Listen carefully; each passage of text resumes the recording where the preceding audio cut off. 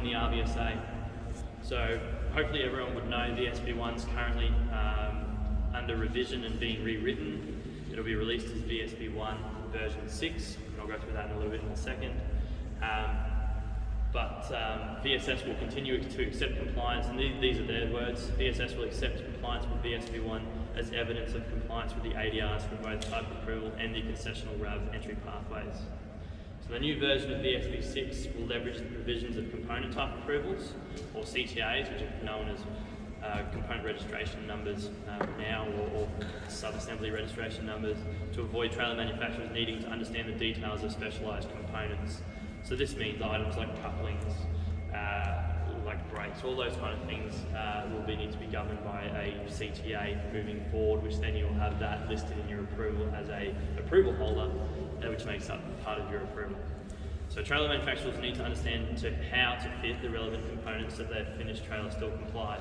So just because you didn't actually physically manufacture the coupling, you will need to know how to fit it as per the instructions so that it still complies. And as I said, the draft is to be released. It should have been released in early May of VSB1 version 6. We are still waiting for the draft, but we believe it should be any day now. Once that's released, we'll be sending it to industry for feedback.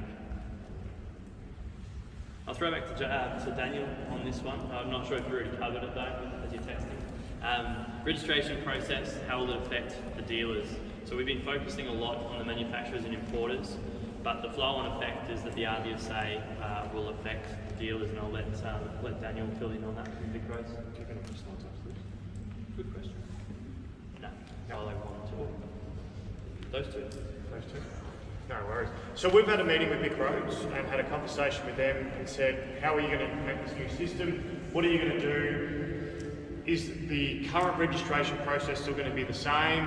And they've said, well, we're still waiting for some more information. However, it's going to be mandatory that you put your approval number in before a van will get registered. So you won't be able to register a van until it's approved. So for dealers that are an authorised registration authority at the moment, you'll also have an update to your system that will come. And they're trying to work out how that's all going to be, because it's going to need to link in with the federal department and all that sort of stuff. So as that comes along, they'll bring out that information as we go along. So that's sort of where Registration Victoria is at. I know every other state's still working within their states as well, but it's going to be mandatory you have an approval before you actually get registered going forward. So that's sort of where New South Wales may be able to issue their own plates then, that's all put through the system like this.